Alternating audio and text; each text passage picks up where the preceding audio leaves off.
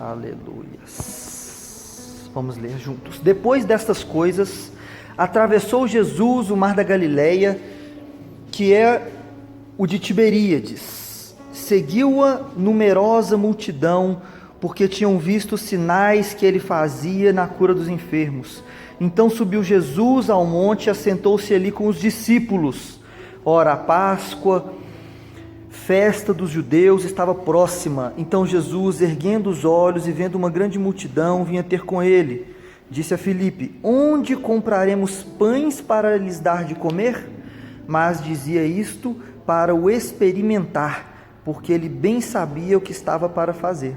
Respondeu-lhe Filipe: não lhes bastariam 200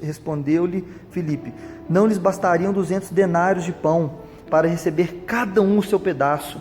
Um dos seus discípulos, chamado André, irmão de Simão Pedro, informou a Jesus: aí está um rapaz que tem 5 pães de cevada e 2 peixinhos, mas isto que é para tanta gente? Disse Jesus: fazei o povo assentar-se, pois havia naquele lugar muita relva.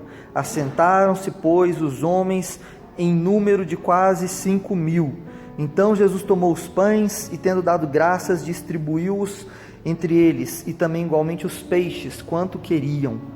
E quando já estavam fartos, disse Jesus a seus discípulos: recolhei os pedaços que sobraram, para que nada se perca. Assim, pois, o fizeram e encheram 12 cestos de pedaços.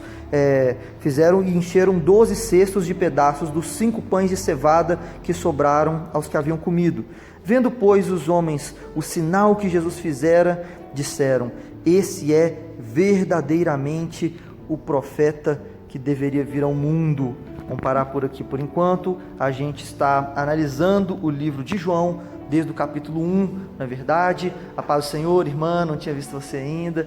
Desde o capítulo 1, nós estamos agora no capítulo 6 e 7, né? E começando aqui do versículo 1 até o 14. O Senhor é Deus de milagres, isso é fato. Ele é Deus de maravilhas, de milagres. A multiplicação dos pães e peixes é mais um dos grandes milagres. Antes mesmo desse milagre acontecer, vocês repararam o que o povo disse? O povo o seguiu porque viram ele fazendo milagres, curas. Por que eu estou focando em algo que para a gente é tão simples? Nós já sabemos que Deus é Deus de milagre. Nós sabemos que Jesus é o Jesus de milagre naquele tempo e até hoje. Amém para isso? Amém. Até hoje, Deus de milagre. O seu sangue, ele vale o poderio do seu sangue até hoje, como diz a palavra. Isso é para vós, para os vossos filhos e para os filhos dos vossos filhos. Nós somos herdeiros desses milagres, dos dons espirituais, dos dons ministeriais, né? Todos a quanto o Senhor chamar. Então, o Senhor, ele opera vários milagres através de Cristo. Antes disso, com os seus profetas, desde Moisés abrindo o Mar Vermelho e os seus outros profetas e sacerdotes, Cristo, não importa. Ele sempre opera milagres pelas mãos dos seus servos. E por que eu estou focando nisso? Porque hoje em dia existe uma linha teológica chamada... Eu não sei escrever direito, viu, gente? Letra horrorosa. Liberalismo. Ou teologia liberal. O cara que criou essa teologia se chama Schleiermacher. Eu não tive um pigarro, é o nome do cidadão mesmo, né? E esse cara, esse sujeito, ele começa com uma religião que é a linha mais poderosa dos últimos tempos e que carregou uma multidão muito grande para longe da fé, né? Eu gosto muito de focar, tenho falado muito sobre isso na escatologia, toda hora eu toco nesse assunto. E a teologia liberal, o foco dela, ela se iniciou com uma base filosófica, levando em conta o que Sócrates ensina, uma base teológica, mas muito sem Bíblia, mas acreditando que existe Deus, e extremamente antropocêntrica, colocando o homem acima de tudo. Então vai pregar a teologia liberal que não existe milagre. Não existe milagre. Isso é tão importante, irmãos, que você vai fazer um seminário hoje, a sua chance de cair num seminário totalmente liberal é gigante. se você não for bem recomendado, bem aconselhado, bem direcionado, você cai numa teologia liberal. Aí sim aquele papo horroroso, ele vira real. Você vai fazer teologia, você sai de lá ateu, você desvia, né? Isso não é real, isso é real por causa da teologia liberal, e existem muitos lugares que é teologia liberal. Aí tem razão quem falou isso. Podem levantar a mão e perguntar, viu, amados? Mas vamos dar um exemplo. Tem o seminário Carisma, que Show. é a Lagoinha, que segue os princípios de doutrina Show. da Lagoinha. É possível a gente topar com o liberalismo lá? Excelente pergunta. Quem conhece a pastora Silvia? Ela tinha uma igreja ali na Avenida Guarapari, ela sempre lecionou lá no Carisma, ela é uma grande mestra especializada em Antigo Testamento, não, né? Como ela tem um pouco mais de idade que eu, ela já tem muito tempo, é uma loura, ela tem já bastante tempo que ela ensina ali. Então, mesmo ali, já houveram sim muitos liberais, e ela chegou no Valadão, no pastor Márcio Valadão, e explicou tudo o que estava acontecendo. Foi necessário uma grande reforma no Carisma, porque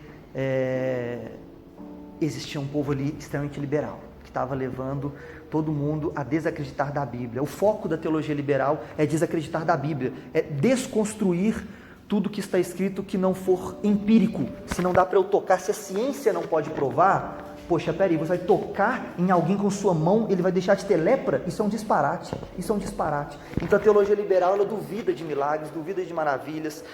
Não há um Jesus que sangrou na cruz e que salvou a humanidade, não há ressurreição desse tal Cristo, não há inferno, não existe inferno, segundo a teologia liberal, não existe céu, não existe nada, Jesus não vai voltar, isso é uma piada na teologia liberal. Então você vê aí, atualmente, eu não gosto muito de citar nomes, mas eu vejo muito necessário para a proteção do rebanho, Ed Renekiewicz, né? Ele vem ministrando isso para uma reconstrução da Bíblia. A Bíblia precisa ser reescrita e retirar muitas das suas mentiras, etc.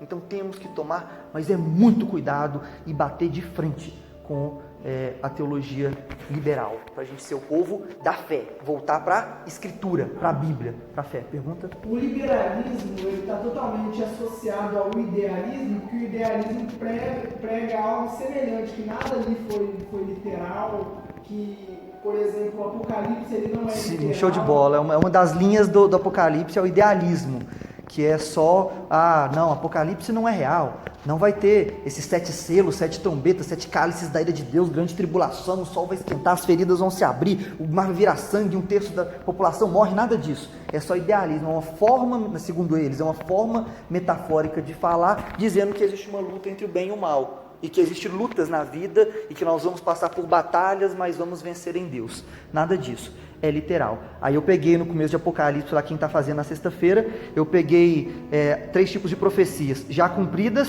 ainda vão se cumprir, e as do já e ainda não, que os teólogos gostam dessas profecias, porque elas mostram a literalidade das profecias do futuro. Por quê? Porque vem mostrando, em um só versículo, vai falando uma profecia, é uma profecia extensa, que parte dela já se cumpriu literal. Jesus, ele veio, o Messias virá e entrará sobre um jumentinho. Isso aconteceu de fato. E inclusive o sol vai perder a sua luz e os astros vão cair. Opa, então é literal também. Se a primeira parte do versículo da profecia é literal, a segunda também. Então você não pode simplesmente dissociar e falar isso aqui é literal e isso aqui vai... Por quê? Porque nos é necessário muita fé para acreditar em coisas tão incríveis como milagres, maravilhas e o próprio Apocalipse. Então a pessoa não tem esse nível de fé e aí ele quer quebrar essas linhas. Existem várias linhas historicistas, a gente passou por isso, né? Linhas historicistas, linhas idealistas, e o liberalismo ele tem um toque porque ele pega Sócrates, né? Ele pega linhas filosóficas de Sócrates, ele pega antropocentrismo, muito, que o homem no centro de tudo, e ele pega teologia até uma criancinha faz. O meu neném ele faz teologia, né? Num modo de falar, né? Num modo mais amplo, porque ele olha para o céu e fala: nós vamos para o céu, filhinho. Aí ele fala: você vai me segurar, papai? Eu vou cair? Não, Jesus vai te segurar. Ele fica olhando, então ele já está teologando. Então qualquer um pode teologar. Falar que tem teologia no meio não significa nada que tenha a ver com a Bíblia. Só tem a ver com alguém falando que Deus é alguma coisa ou é de alguma forma. tem uma teologia totalmente longe da Escritura. Pergunta? Essa questão que o senhor fala, né? Se o versículo começou literal, ele também vai terminar literal, pode ser visto até no que eu ministrei semana passada, quando Jesus fala com Nicodemos, né? Assim como Moisés levantou a serpente no deserto, também conta que o Filho do Homem seja levantado. Isso. Então, Por isso que estavam esperando, ele ia ser levantado mesmo, porque é fato que Moisés levantou a cobra. Então Jesus vai ser levantado, e aí Nicodemos, ele foi um cara que creu. Um fariseu que creu. Nesse próprio texto, é um exemplo aqui da teologia liberal. Nesse próprio texto, o que teve uma grande apresentação que todos aplaudiram de pé. O cara pegou aqui esse texto da multiplicação de pães e peixes, e o problema é que os caras são muito inteligentes, muito eruditos, os caras são pós-graduados, falam 5 idiomas, falam o grego e o hebraico com certeza fluente, os caras são teólogos de alto quilate, são respeitadíssimos, então é por isso que é tão sinistro essa linha. É tão sinistra porque são pessoas de um estudo, de um ensino, de uma estirpe muito alta. Então veio numa apresentação falando que nesse texto, por exemplo, não houve milagre. Eles constroem assim: não houve milagre. Aí ele pega história, como o cara é muito estudioso e erudito, ele vai pegar todo o contexto de época e fazer um estudo aprofundado para tentar achar uma brecha e tentar quebrar o texto bíblico. Aí ele encontrou nos estudos dele, que é um fato histórico mesmo, que os judeus naquela época tinham muitos bolsos na sua veste, e é verdade, e levavam peixinhos secos e pães para as longas viagens, porque eles tinham longas viagens, tudo isso é verdade. E aí, aí ele diz, foi isso que aconteceu na multiplicação de pães e peixes, porque um menino, ele se compadeceu e ele entregou o pouco que ele tinha num local onde estavam longe de qualquer comércio, como diz Jesus e os discípulos. Ele entregou tudo o que ele tinha, ele morreu para si mesmo para entregar ao povo, ainda que seja o seu pouco. Aí, você está vendo como é que é louvável o método que eles usam? Você está enxergando como é que a mentira é bem feita, mas é muito bem feita a mentira? Então, é louvável porque, cara, um milagre, afinal de contas, não converte ninguém. Está vendo, cara? E é verdade, né? O povo de Israel, por exemplo, diz, né? Eles vão dizer, não acredito, mas se viu tantos milagres, mar vermelho abriu, não se converteram. Ele vai pegando, vai batendo, tá vendo que ele está batendo? Então isso aqui não é um milagre, isso aqui é algo real e que faz a nação mudar. Porque se um menino, ele deu exemplo, ele compadeceu o coração de todo mundo. Então todo mundo retirou os seus peixinhos e os seus pães e deram também. Daí, tantos pães que até sobraram. Olha a linha do cara. Muito fina, né? É muito fina, é muito estudada, tem toda contextualizada com ciência, com Flávio Josefo, que hoje é a maior referência em história da igreja, dos judeus, né? Um historicista, um historiador, e ele vai pegar base de escavações, vai pegar base científica mesmo para falar o que ele vai falar. Só que aí tem só um detalhezinho: a pastora Silvia, ela estava julgando esse cara, fazendo seu mestrado, sei lá o que. E ela fala, a pastora Silvia levantou, todo mundo bateu palma, o cara aplaudiu de pé quando ele fez a tese dele, tal, incrível e tal. Aí ela falou assim, todo mundo deu 10 para ele, e aí a igreja, todo mundo, os seminaristas bateram palma, e ela falou, eu vou ter que te dar 0. Aí todo mundo caiu na pele dela. E ela falou, olha, o seu estudo sublime, nota 10 para o seu estudo, tudo que você trouxe de fundamentos arqueológicos, fundamentos históricos, história de época, perfeito, lindo, mas no finalzinho você falou você falou o contrário do que a Bíblia diz. A Bíblia diz, houve milagre, você diz, não houve. Aí eu fico com a Bíblia. Foi tão lindo que você construiu, só que você usou para bater de frente com Deus. Aí os caras ficam doidos, porque eles não creem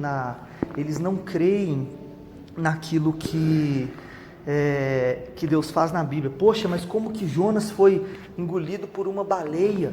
Não cabe dentro da traqueia, já foi provado cientificamente, mas eu sou tão crente que eu creio que se a Bíblia falar que foi Jonas que engoliu o peixe, grande a baleia, eu estou acreditando, entendeu? Então a gente tem que ter uma fé como de uma criança. Né? Quer fazer um comentário?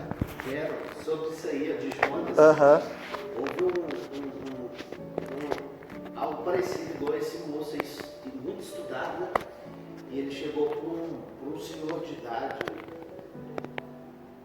analfabeto, sabe? Mas só que ele era cheio do Espírito. A diferença está aí, né? Eu não me engano se é em João que fala que nós que temos o Espírito Santo não vai ser necessário da gente aprender nada, que o Espírito vai testificar todas as coisas, né? Lindo. Não que a gente não possa fazer uma aula aprender mais, mas ainda tem que ter a testificação do Espírito. Testificação. Né? Testificação. Aí esse moço analfabeto falou assim, meu Deus, o que eu vou responder a esse moço? O moço chegou para ele e construiu algo falando, me explica como que um homem pode ficar 3 dias no ventre do peixe, não se deteriorando pelos sucos gástricos. Ali, e esses peixes, eles engolem peixes enormes e rapidinho acaba, eles precisam de alimentar muito, ali é muito ácido, é impossível. E ele orou a Deus, Deus deu uma direção a ele e falou assim, quantos meses que você ficou na barriga da sua mãe? Acabou com ele. Aí ele falou assim, 9 meses. 9 meses. Ele falou, então, se é possível 9 meses ficar dentro de um ser humano, como não é possível ficar 3 dias no peito? Para Deus nada é possível. Pronto, para Deus nada é impossível. Desconstruiu.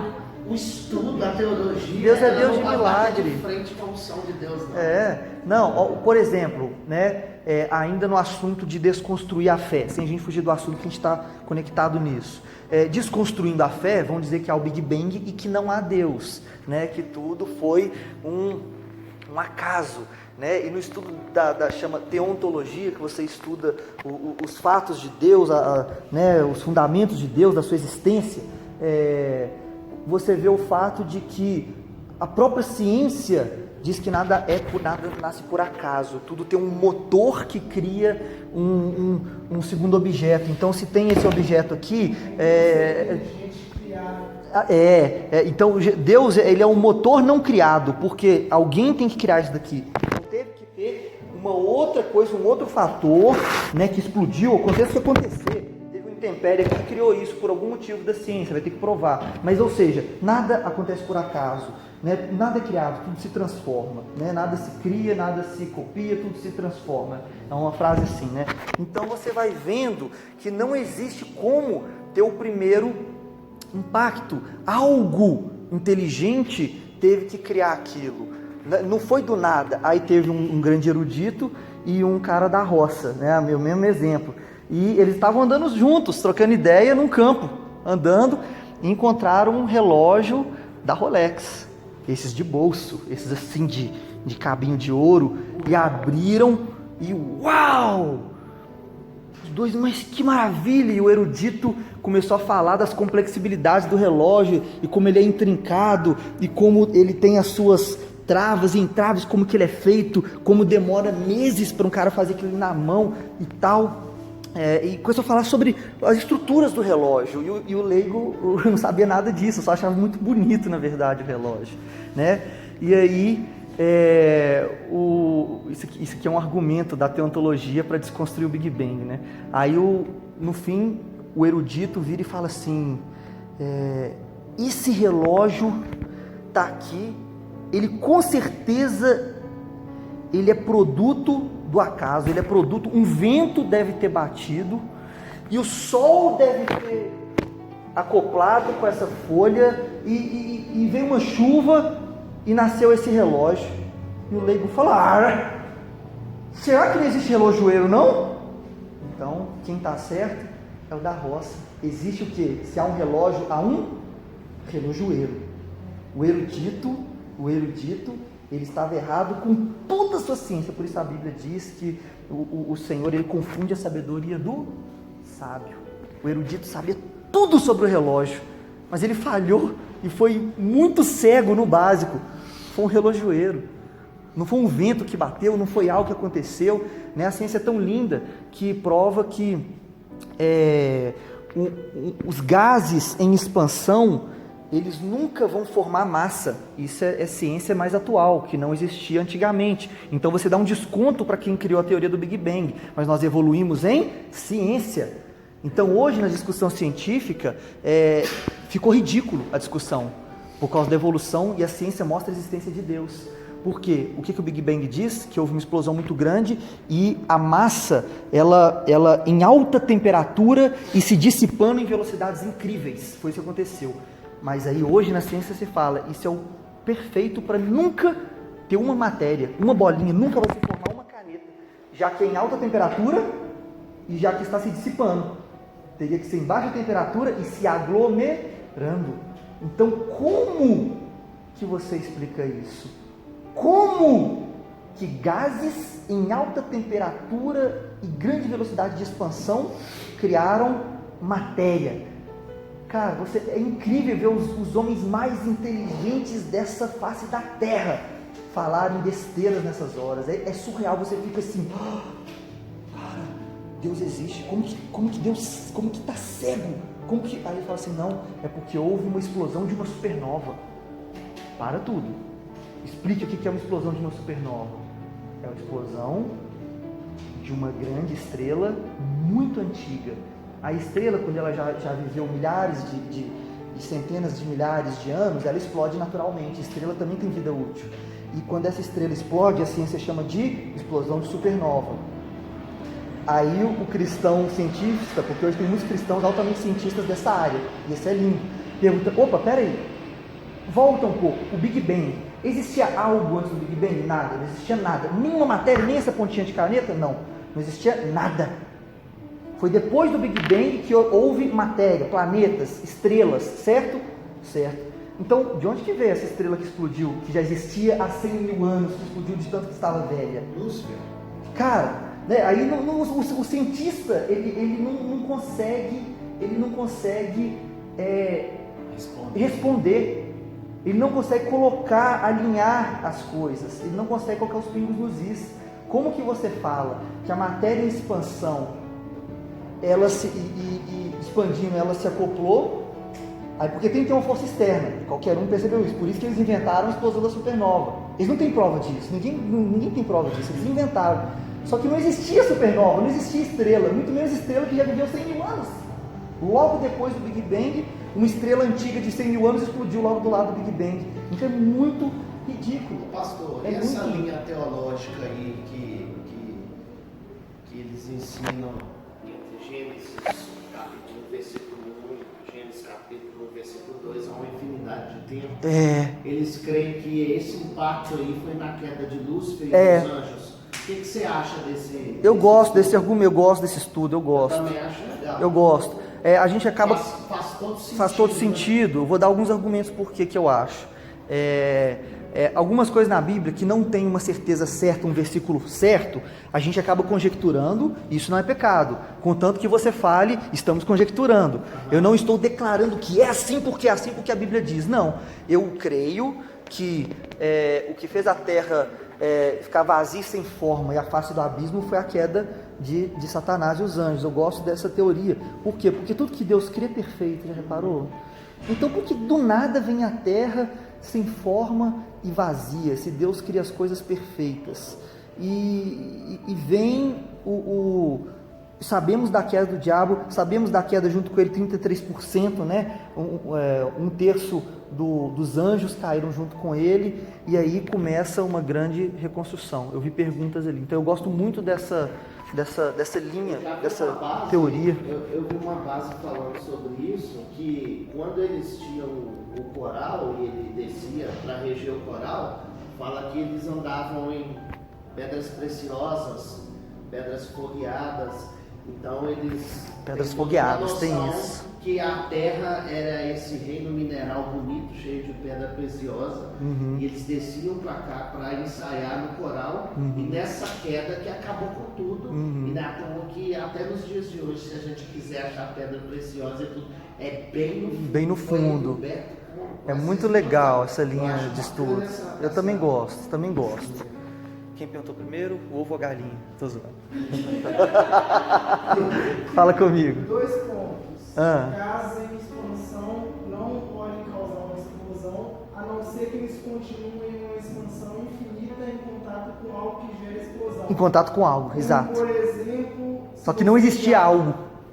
Se você ligar o botijão de gás da sua casa até o bujão totalmente esvaziar, Não dá na nada. medida que aquele gás vai expandindo, ele vai perdendo a força Uhum.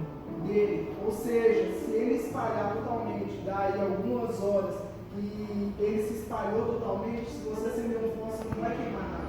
É. A gente pode ver essa reação como, por exemplo, a gente esquece o gás ligado, aí ele espalhou ali pelo ambiente, você desligou o gás, Tá ele tranquilo. vai continuar espalhando, mas uma hora ele vai perder a força. É. Então, como que isso vai gerar uma explosão, vai gerar matéria? Essa é a grande luta. Aí o inteligente do cristão cientista vai falar, o gás está expandindo, ele vai expandir infinitamente e nunca mais vai parar porque ele está no vácuo, e no vácuo não há atrito, então não tem nada que o freie, então ele só vai dissipar, vai ficar cada vez mais dissipado.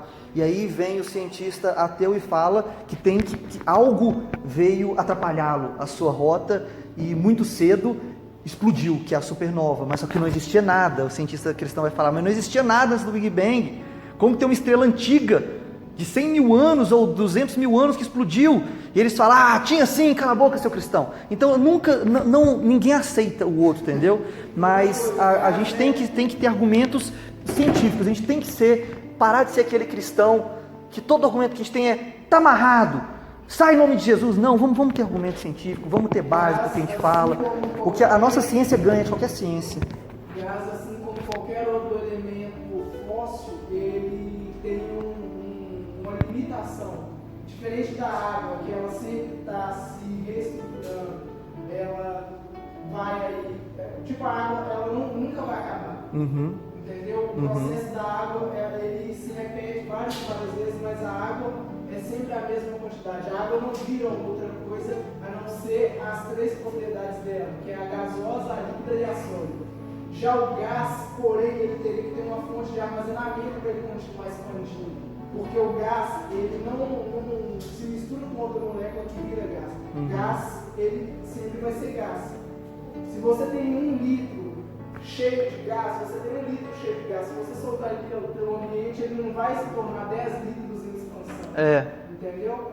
É o que Agora, o outro ponto que ele estava falando, eu acho que eu já te falei isso, da queda de Lúcifer, eu falei até que, tipo, ele caminhava sobre o jardim do Senhor, aquela teoria que eu te falei, que o Éden era o espiritual e a terra era o físico, e os dois eram um só, e depois da queda do homem foi separado, espiritual e físico.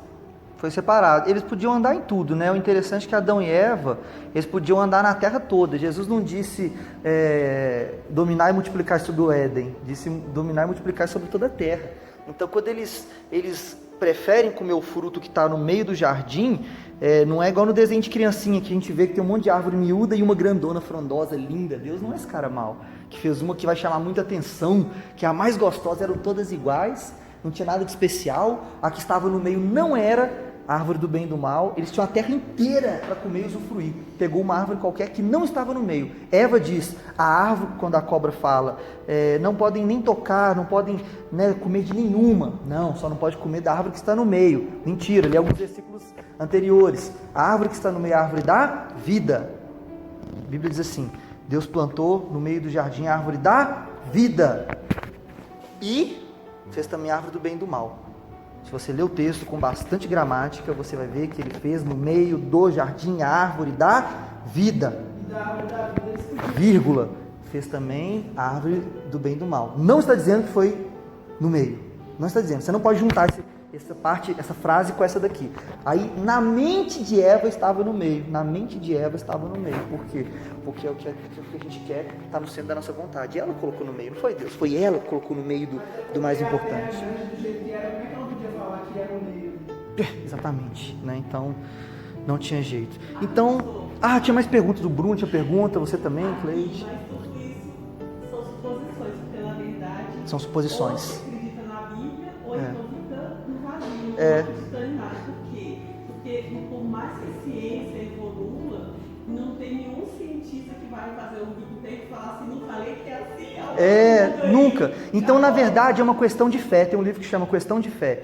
Então, o cristão tem uma fé muito sublime e muito centrada e com muita explicação para o todo. O ateu tem uma fé muito mais linda que a nossa, na minha opinião, e na opinião desses filósofos cristãos que eu acho muito top, né? Bonhoeffer e outros caras. Eles falam assim, a fé do ateu é sublime, a fé do ateu é rica.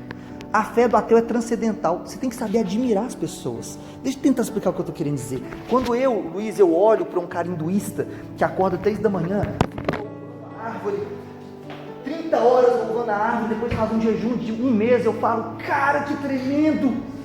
Mas que homem é esse que podia estar fazendo com esse empenho aqui dentro da igreja? Então eu admiro esse hindu louvando a árvore de uma forma tão sublime, porque eu vejo o que há de bom nele, entendeu? Eu não estou vendo o tanto que ele é idólatra, o quanto que ele está perdendo seu tempo e jejuando para nada e louco. Não, eu vejo como ele é rico, como é incrível, como ele podia estar fazendo isso do reino, porque ele foi feito por Deus e Deus quer que ele seja um pastor.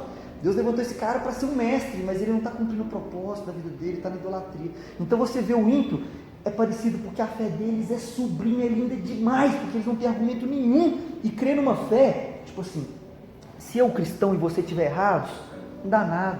Nós e o ímpio vamos para o mesmo lugar, para a escuridão completa, e fechou o mundo. Então a luta deles para implantar o ateísmo é uma luta morta que não tem sentido, que não leva ninguém a nada, é só vaidade. Então se o cristão estiver errado, não dá nada para ninguém, deu na mesma para todo mundo. Se o ímpio estiver errado, ele vai passar a eternidade inteira no inferno. Quando eu trocava ideia com um amigo meu agnóstico, e é difícil você falar de Deus, porque ele não quer falar de Deus, o agnóstico, não quer tocar no assunto. Eu falei, não, cara, por que? Então esforcei um pouquinho. E ele falou, cara, beleza, eu não desacredito de Deus. O agnóstico não desacredita, ele só não quer falar nesse assunto, não quer falar em nada. Se tem ou se não tem, aí se tiver, pode ser, não estou negando. Quando eu morrer eu vou saber, não me incomode aqui na terra, eu quero é ficar de boa. Aí eu vou ver ele, na hora que eu morrer eu vou ver ele e falar, bom, existia. Aí eu falei com ele, pois é, cara, mas é perigoso, porque você vai perder a salvação. Você não vai ter ele como pai, você vai ter ele como Deus e juiz. Se você entender a forma de se chegar a ele e poder viver com ele eternamente, é só aqui na terra. Não tem jeito, ser agnóstico é muito perigoso. Então você entendeu? É muito perigoso. E ainda hoje o meu tema vai ser só isso. Eu só quero falar, a maioria aqui do meu tempo, sobre desconstrução da fé, que é muito do liberalismo e de outras várias linhas. Mas o liberalismo, ele fez algo rico, ele conseguiu trazer o que os cientistas traziam, o que muitas pessoas traziam para um meio totalmente disfarçado de cristianismo. Então é muito pastor liberal, é muita igreja liberal, é muita teologia liberal e muitas almas indo para o ateísmo sem perceber, indo para uma desconstrução de fé sem perceber. O liberalismo, ele não fez igreja, ele nunca abriu um seminário, ele nunca abriu uma igreja, ele nunca abriu um hospital da fé, igual um espírita, ou igual um evangélico, ou igual um católico. Ele nunca fez nada, ele nunca construiu nada. Ele trabalha por parasitagem, ele é parasita, ele entra, como ele entrou no carisma, entrou uma equipe, na verdade. Tinha uma equipe que estava, inclusive, construindo para processar o Márcio Valadão, para fazer coisas assim, pegando até informações para poder fazer processo formal contra ele. Aí a pastora Silvia viu, foi uma grande confusão, só que ela viu antes e Deus foi bom, né? Então assim, eles vão lá com parasitas e entram e vão tomando espaço, e daqui a pouco é deles. Aí você vê, realmente tem um curso teológico só com liberais. Mas tem que entender que não foi assim, nunca se abriu uma teologia liberal, ela era bênção, e eles foram entrando aos poucos e com parasitas tomando o espaço, né? Outro argumento científico que eu gosto muito é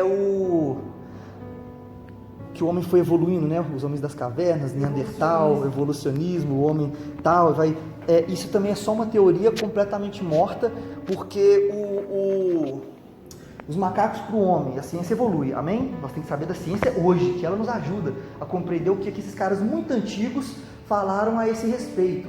Então,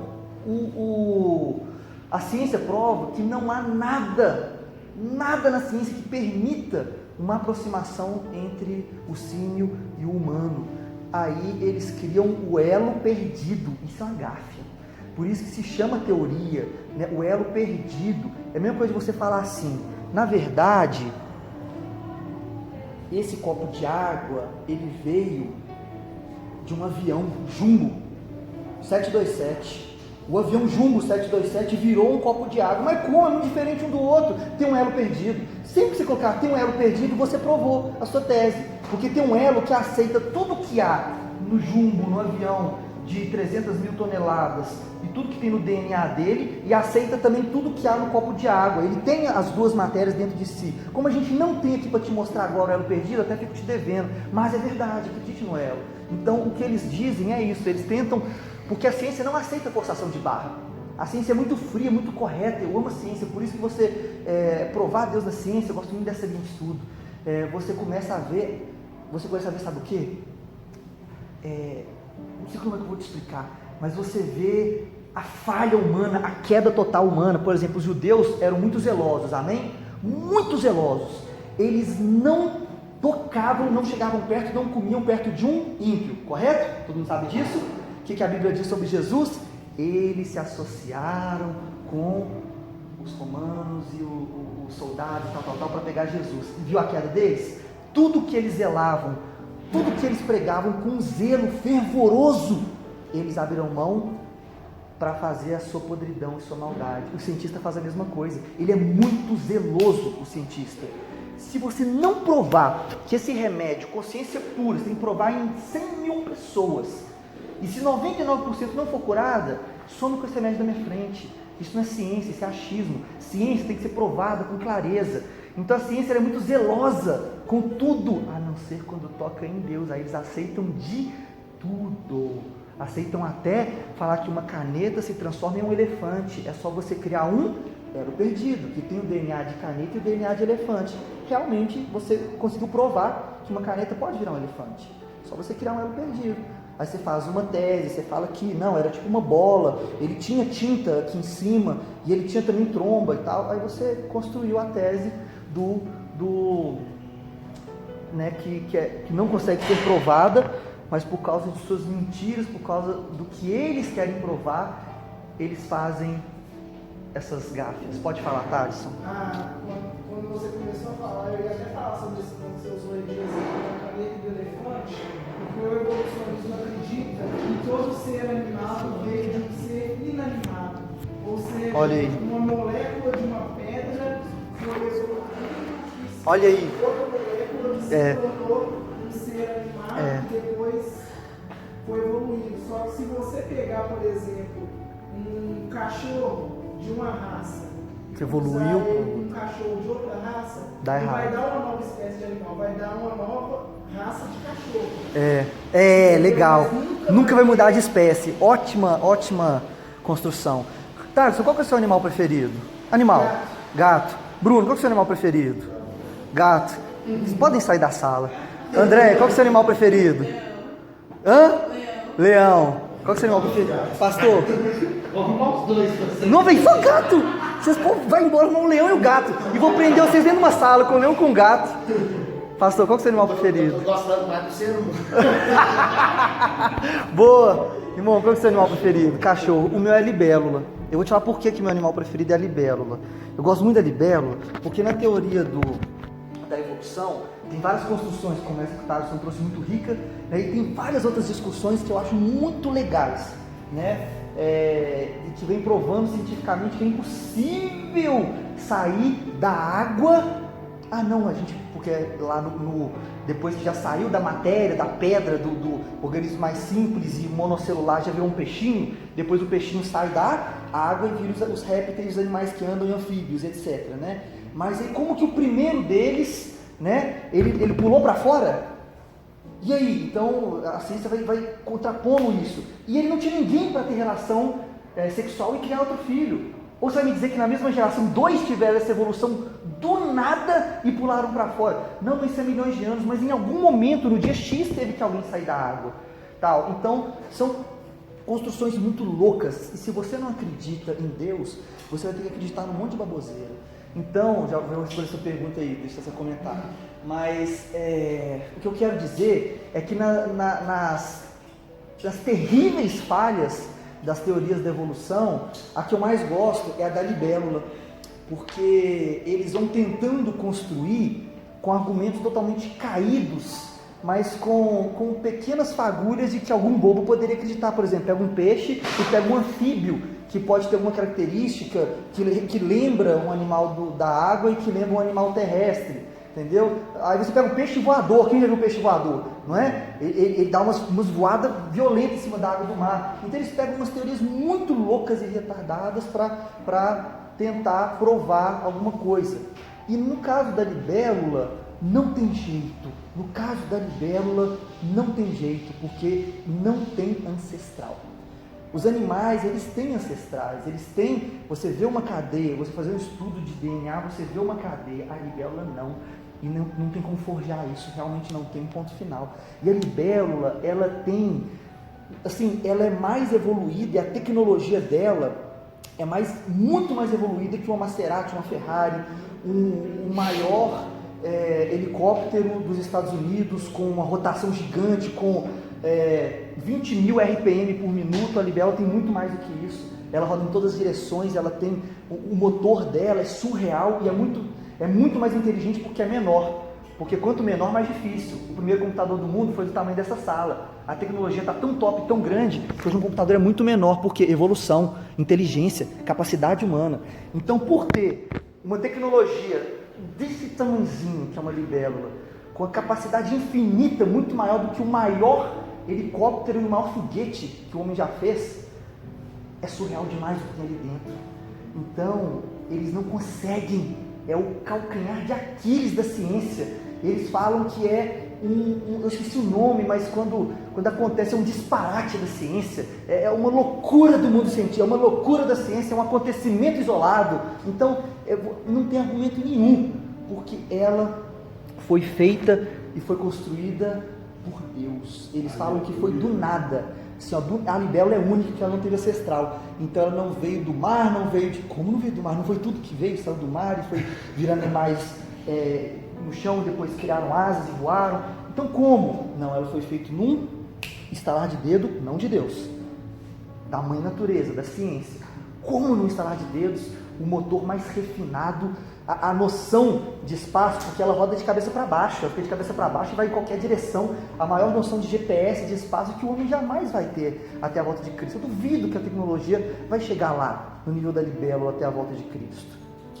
É um ponto interessante que a ciência ainda tenta enfatizar isso daí, falando que quando um ser animado ele encontra um ambiente totalmente desproporcional da sua sobrevivência, ele tende a evoluir.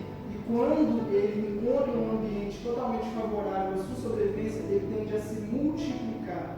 Só que se o animal evoluiu o suficiente para sair da água e sobreviver fora da água, como que ele encontrou um ambiente desproporcional para multiplicar?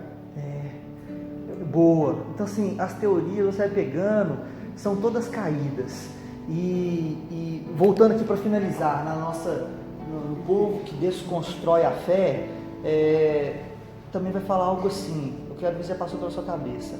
Puxa, a Bíblia que está na nossa mão, presta aí, deixa eu pegar de papel. A Bíblia que está na nossa mão, isso aqui é teologia liberal, né? Ela foi muito manipulada. Você não pode acreditar em tudo que está aqui. Aí vai falar para o evangélico, né? Como é que ele pega, como é que os caras constroem de forma inteligente? Os católicos é que dominaram a Bíblia, é verdade. Foram eles que manipularam ela por muitos anos. E agora vocês estão dizendo, evangélicos, que eles não mudaram nada? Você vai acreditar? Você é bobo nesse tanto? Porque quem fez as compilações não foram no monastério, foram os monges, né? Católicos. Aí ele pega nesse calcanhar de Aquiles do evangélico preconceituoso e tal, né? Então, tá vendo a construção deles? Mas é uma construção caída. Pega quem não tem um preparo para responder. De novo, é só a gente ir na arqueologia, em Flávio Josefo, nas pessoas que estudam, para a gente descobrir que essa Bíblia não foi manipulada. Ela não foi manipulada. Nós temos, esse aqui é o compilar antigo mais fidedigno que existe. Os pais da igreja, a patrística, há 2000 anos atrás, 1950 anos atrás, em média, 1900 anos, eles estudaram alguns versículos isolados. Por exemplo, tem um pequeno estudo de 1 Samuel. Então orou Ana e disse, o meu coração exulta no Senhor. Então eles têm um pequeno estudozinho desse texto. E você vai pegando esses pequenos estudos da Bíblia toda e consegue compilá-la toda. provando que a Bíblia lá de 100 depois de Cristo, 150 depois de Cristo, depois da compilação do cânon, ela está fidedigna. Mais do que isso, nós temos o que? A Septuaginta. Estou dando só alguns exemplos, amados. A Bíblia é o livro que tem mais fidedignidade e domos muito antigos que provam sua fidelidade. Então, quando chega no seu celular, como chegou no meu, há uns 5 anos atrás, o Pai Nosso não tem nada a ver. O Pai Nosso, na verdade, é assim. Chegou para vocês? E vê um Pai Nosso todo lindo, maravilhoso, que não tem nada a ver com o Pai Nosso, que é o que a gente tem e que é o que está em hebraico, né? Então, o que está em grego, perdão. Então, é pura gáfia, é pura mentira, foi puro liberalismo. Foram os liberais que soltaram esse texto para confundir a mente. Por exemplo, na Em Família entrou perfeito, praticamente todo mundo falou: uau, que lindo, a gente tem que ter mais cabeça. Devem ter encontrado um domo antigo que mostra como que é na verdade essa Bíblia nossa, hein?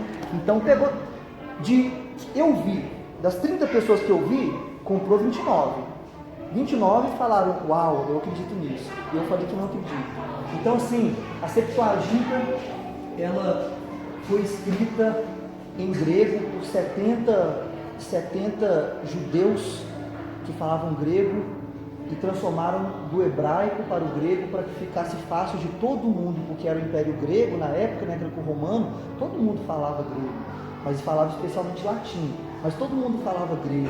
Então, isso aqui ajudou demais. E aí nós temos também a Vulgata Latina, que foi feita em latim. Então toma, nós temos em grego, nós temos em latim. Não tem mais conversa. Antigo, antiquíssimo.